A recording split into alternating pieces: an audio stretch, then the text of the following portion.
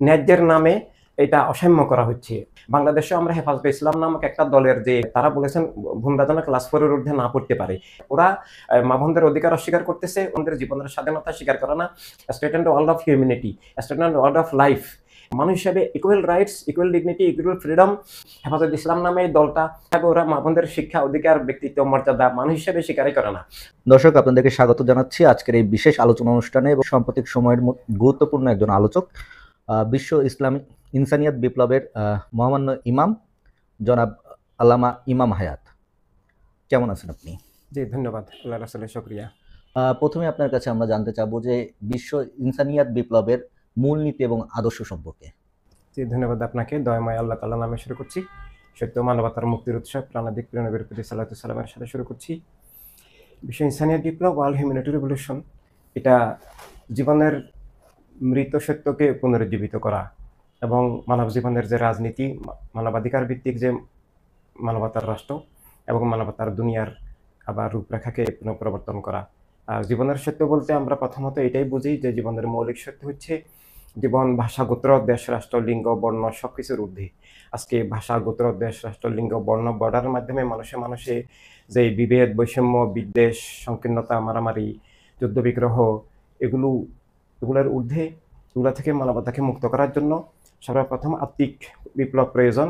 নিজের জীবনের সত্য উপলব্ধি করা প্রয়োজন যে ভাষা, গোত্র, দেশ, রাষ্ট্র, লিঙ্গ, বর্ণ এগুলো কোনো কিছু আমাদের জীবনের মূল সত্য নয়। আমাদের জীবন মানুষ হিসাবে সকল বস্তুর ঊর্ধ্বে, সকল গণ্যের ঊর্ধ্বে এবং জীবন জগতের স্রষ্টা একমাত্র আল্লাহ তাআলার নামে, আল্লাহ তাআলার রাসূল, তার আলোকে মানব জীবন হবে। যে মানুষে কোনো রকমের কৃত্রিম ভেদাভেদ, বিদ্বেষ, বৈষম্য করে মানব জীবনকে মানে বস্তুর নিচে নিয়ে যাওয়া, বস্তুকে জীবনের ঊর্ধ্বে নিয়ে যাওয়া, তা যেন না হয়। এভাবে মানব সত্তা আজকে নাই। আজকে বস্তুবাদী, জাতীয়তাবাদী চেতনার মাধ্যমে মানব সত্তা মৃত এবং মানুষ নিজের আত্মপরিচয় ভুলে গিয়ে বস্তুর ভিত্তিতে নিজের যে সত্তা নির্ধারণ, এই সত্তার মধ্যে দিয়ে জীবনের সত্য বিলুপ্ত এবং মানবতা, মানবাধিকার বিলুপ্ত। মানুষে পরস্পর বিদ্বেষ, শত্রুতা, হিংসা, বিদ্বেষ, খুন জুলুম চলছে। এখান থেকে মানুষ তৈরি করা, মানবিক মানুষ যিনি জীবনের সত্য বিশ্বাস করবেন এবং সব মানুষের অধিকার স্বাধীনতা বিশ্বাস করবেন। সব মানুষকে আল্লাহ রাসূল সাল্লাল্লাহু আলাইহি সাল্লাম যে বাঁচার অধিকার, যার বিশ্বাস আদর্শ নিয়ে চলার অধিকার, রাষ্ট্রীয় মালিকানা, আত্মমালিকানা, বিশ্ব নাগরিকত্ব, সম্পদের উপরে মালিকানা যে দান করেছেন, সেটা এখন বস্তুবাদী চেতনার এই বিভেদ, বিদ্বেষ, বৈষম্য ভিত্তিক রাজনীতির মাধ্যমে লুণ্ঠিত হয়ে গেছে, বিভক্ত হয়ে গেছে, রুদ্ধ হয়ে গেছে। জীবনের অধিকার স্বাধীনতা এখন নাই বললেই চলে। গণতন্ত্রের নামেও ধোঁকা প্রহসন চলছে, প্রকৃত গণতন্ত্র নাই। যে এই অবস্থায় মানব সত্তার পুনরুজ্জীবন, সব মানুষ যেন মানবিক গুণাবলী সম্পন্ন মানবিক মানুষ হয়, সবাই যেন সব মানুষের অধিকার স্বীকার করে এবং সেটার বাস্তব প্রয়োগ হিসেবে যেন রাষ্ট্রকে সার্বজনীন মানবিক করা হয়। রাষ্ট্র যখন এক ধর্ম, এক জাতি, এক মত ভিত্তিক হয়, তখন আসলে সেখানে সত্য বিলুপ্ত হয়, ধর্ম বিলুপ্ত হয়, জীবন বিলুপ্ত হয়, ধর্মের নামে অধর্ম কায়েম হয় এবং মানবাধিকার ধ্বংস হয়ে যায়, ক্ষমতার বলে একক গোষ্ঠীর স্বৈরদস্যুতন্ত্র কায়েম হয়।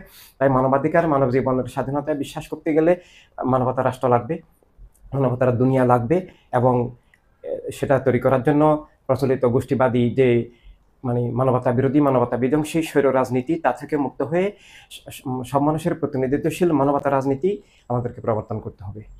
ধন্যবাদ। যেহেতু মানবতার রাজনীতির কথা বললেন, সেই ক্ষেত্রে আমি প্রথমে আপনাকে একটি প্রশ্ন করতে চাই। সেটি হচ্ছে, বর্তমান প্রেক্ষাপটে কিন্তু একটি বিষয় অনেক আলোচিত, সেটা হচ্ছে নারী সংস্কার কমিশন। জি, তো এই নারী সংস্কার কমিশন, এই বিষয়টিকে আসলে আপনি কিভাবে দেখছেন? ধন্যবাদ। আপনি আমাকে খুব সমসাময়িক জরুরি প্রশ্ন করেছেন। আসলে আইয়ামে জাহেলিয়াতেই লিঙ্গবাদী বৈষম্য ছিল।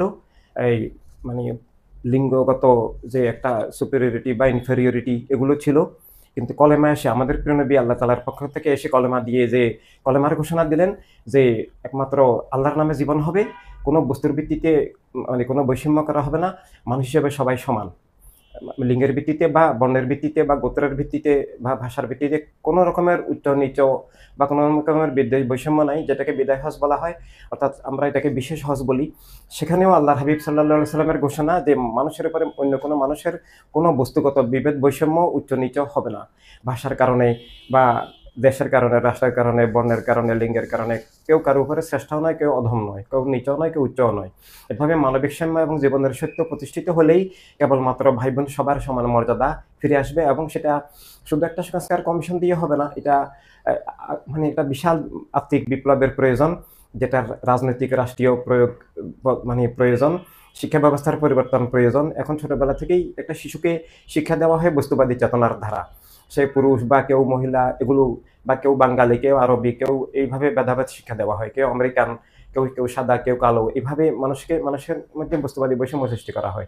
তাই সকল বস্তুর ঊর্ধ্বে জীবনের সত্য, যে আমরা কেউ পুরুষ বা মহিলা এগুলো জীবনের মূল সত্য নয়, এগুলো একেবারেই কৃত্রিম বাহ্যিক বিষয়, পোশাকের মতো।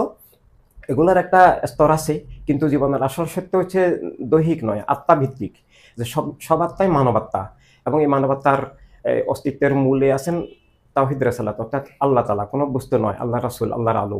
তো এইভাবে আইয়ামে জাহেলিয়াতের সেই অন্ধকার থেকেই জীবনের সত্য আমাদের প্রেরণা দান করেছেন কলেমার ভিত্তিতে, এবং কলেমার ভিত্তিতেই ইসলামের মূল সূত্রটা কলেমা, যে বস্তুর ঊর্ধ্বে স্রষ্টার নামে জীবনের সত্য।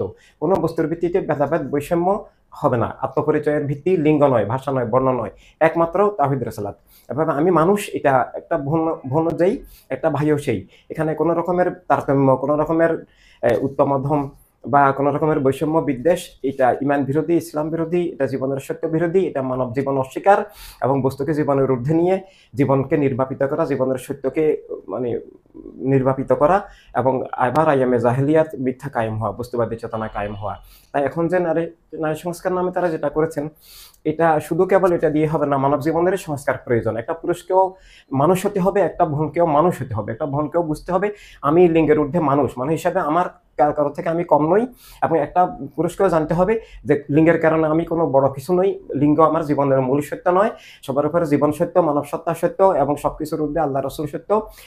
এভাবে লিঙ্গের ভিত্তিতে আমি নিজেকে শ্রেষ্ঠ ভাবতে পারি না, বা লিঙ্গের ভিত্তিতে আমি নিজেকে অধম বা নিচেও ভাবতে পারি না। মানুষ হিসেবে সবার ইকুয়াল, সমান মর্যাদা। এটাই জীবনের সত্য। এই সত্য ফিরিয়ে আনার জন্য humanity revolution of life, revolution of truth of life আনা প্রয়োজন। এবং দুইটা আইন কানুন করে কেবল এটা হবে না, এটা মানবতার পক্ষে অবশ্যই আইন কানুন থাকা উচিত, কিন্তু সত্যের যে আসল রূপরেখা, যে সবাই মানুষের ঊর্ধ্বে কিছু নাই, জীবনে nothing is above life, life is above everything except holy creator and his beloved holy রাসূল সাল্লাল্লাহু আলাইহি ওয়াসাল্লাম। অর্থাৎ যদি আমরা মনুষ্যত্বটাকে ধারণ করতে পারি, লালন করতে পারি, তাহলে আমাদের এই নারী সংস্কার কমিশন বা আদার্স যা আছে এগুলো আসলে প্রয়োজন নাই। আচ্ছা, ধন্যবাদ। জীবনের আলটিমেট পূর্ণাঙ্গ সংস্কার প্রয়োজন। ইদানিং বেশ কিছু ইসলামিক বক্তা বা ইসলামিক দলগুলোর পক্ষ থেকেও কিন্তু দাবি উঠতেছে যে নারীর ন্যায্য অধিকার, পক্ষান্তরে কিন্তু আমরা এতদিন শুনে এসেছি যে নারীর সমান অধিকার। এই দুইটাকে আপনার দল কিভাবে দেখে? আসলে এই সমান অধিকারটাই মৌলিক বিষয়। এখানে ন্যায্যের নামে এটা অসাম্য করা হচ্ছে, এটা জীবন অস্বীকার করা হচ্ছে, এবং আমরা ইসলামের নামে, আসলে বর্তমানে পৃথিবীতে ইসলাম নাই। যেগুলো ইসলামের নামে দল আছে, এগুলো আমাদের প্রেরণায় দেওয়া সাহাবা কেরামের প্রতিষ্ঠিত, আহলে রাসূলুল্লাহ আলাইহিস সালামের প্রতিষ্ঠিত যে মানবিক সাম্যের যে ইসলাম, জীবনের সত্যের যে ইসলাম, সেটা এখন বিলুপ্ত। ইসলামের প্রাণকেন্দ্র আল আরবাই খোদ সৌদি ওয়াহাবিবাদী একটা গোত্রবাদী রাজতান্ত্রিক দস্যুতান্ত্রিক সরকার প্রতিষ্ঠিত, সেখানে মানব জীবন স্বীকার করা হয় না। ইরানি শিয়াবাদী একটা সরকার, সেটা ইসলামের নামে একটা মানবাধিকার বিরোধী একটা দস্যু সরকার। আফগানিস্তানে তালেবানরা ইসলামের নামে মা বোনদের লেখাপড়া ক্লাস 3 পর্যন্ত 3 উপরে নিষিদ্ধ করেছে। বাংলাদেশেও আমরা হেফাজতে ইসলাম নামক একটা দলের যে শফিসাহেব প্রতিষ্ঠাতা, তারা বলেছেন বোনরা যেন ক্লাস 4 এর ঊর্ধ্বে না পড়তে পারে। এবং এরাই এই ভুয়া ইসলাম, ওয়াহাবিবাদ, সালাফিবাদ, মওদুদিবাদ, শিয়াবাদ, মুয়াবিয়াবাদ, এগুলো এখন ইসলাম নয়। ওরা মা বোনদের অধিকার অস্বীকার করতেছে, ওরা মা বোনদেরকে মানুষই মনে করে না, ওরা মা বোনদের জীবনের স্বাধীনতা স্বীকার করে না, ওরা পর্দার নামে অবরোধ আরোপ করে। পর্দা ভাই বোন সবার জন্য ইসলামের পক্ষ থেকে আসে, সে পর্দা হচ্ছে শালীন পোশাক, ভদ্র পোশাক, সেটা কোরআনে পাকে হাদিস শরীফে সেটার একটা মাপকাঠি আছে, যে এটা একটা পোশাক, ভদ্র পোশাকের মাপকাঠি আছে, এবং সেটা পুরুষের জন্য আছে, সেটা মা বোনদের জন্য আছে, এবং সেগুলা ইসলামের, তারপরে সেগুলো ইসলামের মৌলিক বিষয় নেই। ইসলামের মৌলিক বিষয় হচ্ছে ঈমান, জীবনের সত্য বিশ্বাস করা, এবং সেটার পর এই শরীয়তসম্মতভাবে বিভিন্ন চলার দিক নির্দেশনা আছে, কিন্তু সেগুলোকে চাপিয়ে দিতে বলা হয়নি। আল্লাহ তাআলা বলেছেন লা ইকরাহা ফিদ্দিন, তোমরা ইসলামের কোনো কিছু কারো উপরে, মুসলমানদের উপরে বা অমুসলিমদের উপরে, কারো উপর ক্ষমতার বলে, আইনের বলে, বাধ্যতামূলকভাবে রাষ্ট্র ক্ষমতার বলে, পুলিশ দিয়ে চাপিয়ে দিও না। কেবল জ্ঞানের মাধ্যমে, বিবেকের বিকাশের মাধ্যমে, জীবনের সত্য উপলব্ধির মাধ্যমে সবার কাছে ইসলামের মৌলিক সত্য ঈমান এবং জীবনের যে বিভিন্ন কল্যাণকর রূপরেখাগুলা, কোনটা হালাল, কোনটা হারাম, কোনটা বৈধ, কোনটা অবৈধ, কোনটা ন্যায়, কোনটা অন্যায়, কোনটা কল্যাণ, কোনটা অকল্যাণ, সবকিছু মানুষের কাছে সেটা তুলে ধরা। এভাবে আপনি যেটা বললেন, ইসলামের নামে কোনো দল বর্তমান পৃথিবীতে নাই, বরং ইসলামের নামে ভুয়া দল আছে, মিথ্যার দল আছে। আমরা চ্যালেঞ্জ করছি, ওয়াহাবিবাদ, মৌদুদিবাদ, সালাফিবাদ, শিয়াবাদ ইসলাম নয়, এগুলো ইসলামকে জবাই করা, ইসলামকে কবর দেওয়া। ওরা বোনদের অধিকার স্বীকার করে না, ভাইদের অধিকার স্বীকার করে না। ওরা ধর্মের নামে যে রাষ্ট্রের কথা বলে, এটাও ইসলামে নাই। ইসলাম যে রাষ্ট্র দিয়েছে সেটা হচ্ছে সব ধর্মের সব মানুষের সমান অধিকার ভিত্তিক মানবতার রাষ্ট্র, state and world of humanity, state and world of life. এটা মানে based on authority of every life, irrespective of any faith.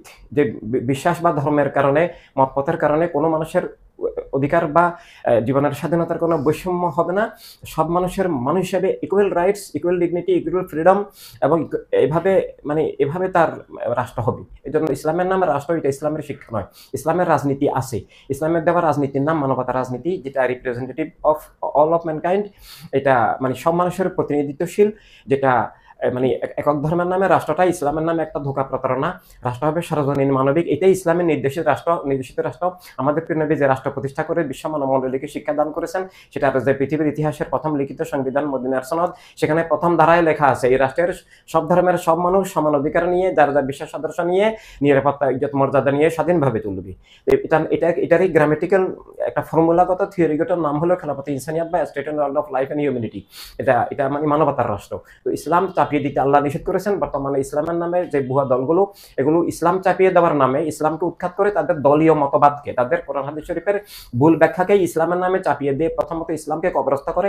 এই জন্য জীবনের নীতি, যে জীবনের স্বাধীনতা ভিত্তিক আল্লাহ রাসূল সাল্লাল্লাহু আলাইহি ওয়াসাল্লামের বিধান হলো কোনো একক ধর্মের নামে রাষ্ট্র হবে না। একটা রাষ্ট্রের মধ্যে যে কোনো ধর্ম বিশ্বাসের মানুষ বাস করবেন। এমনকি একই ধর্মের নামেও বিভিন্ন রকমের মত পার্থক্য আছে, বিভিন্ন রকমের দল উপদল আছে। কেউ কারো উপরে চাপিয়ে দিবে না, কেউ কাউকে নিষিদ্ধ করবে না, কেউ কাউকে খুন জুলুম করবে না। আমরা বর্তমানে বাংলাদেশে দেখতে পাচ্ছি কেউ মাজারে হামলা করছে। আজকে দেখলাম বটগাছ কেটে ফেলতেছে। বটগাছ নাকি বেদাত, বটগাছে নাকি মানুষ পূজা করে। এটা বটগাছের দোষ নয়। মানুষ যদি কেউ কোনো কিছু যেটা অনুচিত কোনো কিছু করে থাকে, সেটা মানুষকে জ্ঞানের মাধ্যমে সংস্কার করা হবে।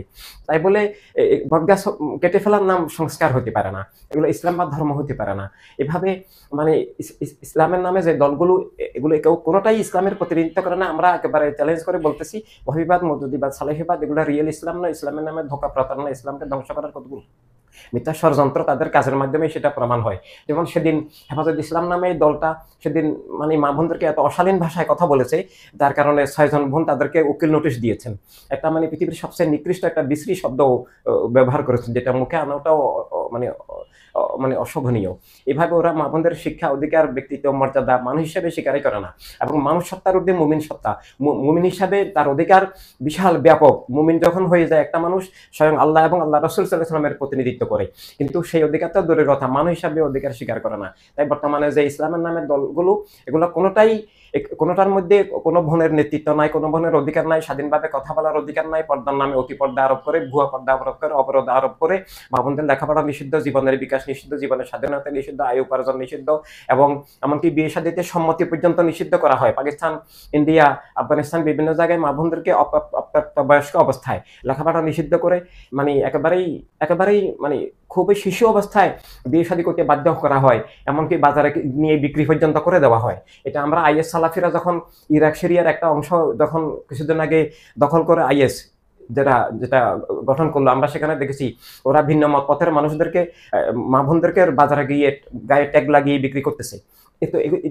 এগুলো আবার ইসলামের নামে করছে। আফগানিস্তানে তালেবানরা এগুলো ইসলামের নামে করছে। ওখানে মা বোনদের কোনো স্বাধীনতা নাই। আমরা দেখেছি যে মানে যে সমস্ত স্টুডেন্টরা 3rd ইয়ারে 4th ইয়ারে বা ইন্টার্নশিপে ছিলেন ডাক্তারি, সেটা ওদেরকে মানে লেখাপড়া নিষিদ্ধ করে দিয়েছে।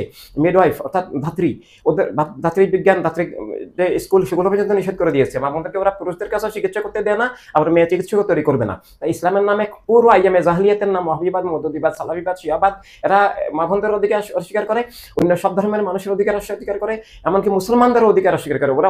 ওদের দলের বাইরে কাউকে মুসলমান মনে করে না, খুন জুলুম করে। এভাবে ওদের এগুলো নাম নয়। আসল ইসলাম সত্য, জ্ঞান, সৌন্দর্য, অধিকার, স্বাধীনতা। আল্লাহ তাআলা যেটা ঘোষণা করেছেন আমাদের প্রিয় নবীর নাম মুবারক রাহমাতুল লিল আলামিন, সব মানুষের জন্য সত্য, জ্ঞান, নিরাপত্তা, কল্যাণ, স্বাধীনতার উৎস আমাদের প্রিয় নবী। আর আমাদের প্রিয় নবীর সেই রহমতের, যে সব মানুষের জন্য কল্যাণ, রহমত, স্বাধীনতার ধারার নামেই ইসলাম এবং ইসলামের খেলাফত ইনসানিয়াত, যে state and world of life and humanity. ধন্যবাদ আপনাকে, অনেক জ্ঞান গর্ভ আলোচনা হলো। এই ইনসানিয়াত বিপ্লবের যিনি সম্মানিত আল্লামা ইমাম হায়াত, শেষ প্রশ্ন আপনার কাছে। ইদানিং কিন্তু বেশ কিছু ব্যক্তি বা দলের পক্ষ থেকেও কিন্তু নারীদেরকে কটাক্ষ করা হচ্ছে, এবং অনেক ক্ষেত্রে কিন্তু আমরা দেখেছি 5ই আগস্টের পরে বেশ কয়েকটা নারীর উপর আসলে হামলা হয়েছে।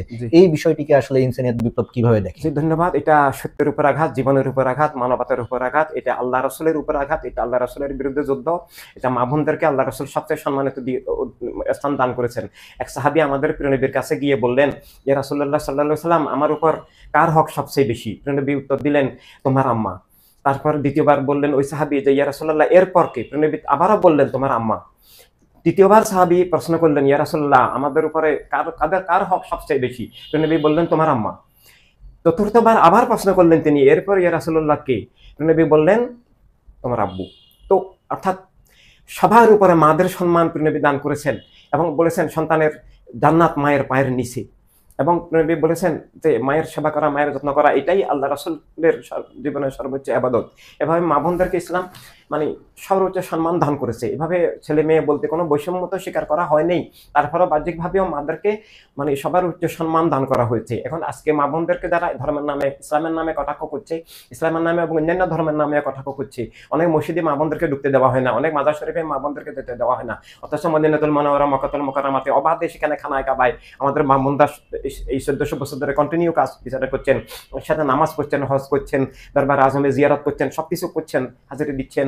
তো এইভাবে এখন ইসলামের নামে যে দলগুলো এগুলো করছে, মা বোনদেরকে কটাক্ষ করা, অপমান করা, অধিকার বঞ্চিত করা এবং নিচ দৃষ্টিতে দেখা, লেখাপড়া থেকে বঞ্চিত করা, জীবনের অধিকার স্বাধীনতাকে অস্বীকার করা, এটা জাস্ট আইয়ামে জাহেলিয়াত, এটা ইমান বিরোধী, ইসলাম বিরোধী, এটা আল্লাহ রাসূলের বিরুদ্ধে স্বয়ং যুদ্ধ। এখান থেকে মা বোনদের জীবনকে মানব জীবন হিসাবে, ভাই বোন সবার জীবনকে সর্বোচ্চ মর্যাদায় প্রতিষ্ঠিত করার জন্যই ওয়ার্ল্ড হিউম্যানিটি রেভলিউশন কাজ করে যাচ্ছে। সর্বশেষ আসলে দর্শকদের উদ্দেশ্যে কি বলবেন? জি, ধন্যবাদ। আমরা দর্শকদের উদ্দেশ্যে এটা বলবো, আজকে বাংলাদেশ এবং বিশ্বব্যাপী সত্যের সংকট, জীবনের সংকট, মানবতার সংকট, গণতন্ত্রের সংকট। এখানে ভাষা, গোত্র, লিঙ্গ বিভিন্নভাবে জাতীয়তাবাদ তৈরি করে মানুষে বিভেদ বৈষম্য করা হচ্ছে, মিথ্যা কায়েম করা হচ্ছে, মানবতাকে ধ্বংস করা হচ্ছে, মানবাধিকার হরণ করা হচ্ছে।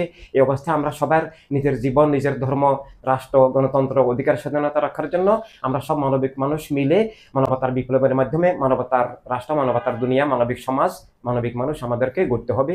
আসলে আমরা সবাই সব মানবিক মানুষ ঐক্যবদ্ধ হয়ে সব মানুষকে মিথ্যা থেকে, খুন, জুলুম, অবিচার, শোষণ, পাশাপাত, দারিদ্র, বিভেদ, বৈষম্য থেকে রক্ষা করি। ধন্যবাদ। দর্শক, এতক্ষণ আমাদের সাথে কিন্তু দীর্ঘ আলাপচারিতা করলেন বিশ্ব ইনসানিয়াত বিপ্লবের যিনি ইমাম হায়াত সাহেব। তো তার সাথে আমরা আলোচনা করলাম, তিনি আমাদেরকে দীর্ঘ সময় দিলেন, এবং এই সময় দেওয়ার ফলে কিন্তু তার কাছ থেকে আমরা অনেক কিছু সম্পর্কে আসলে নতুনভাবে অবগত হতে পারলাম। তো এই জন্য আসলে আপনার কাছে ধন্যবাদ।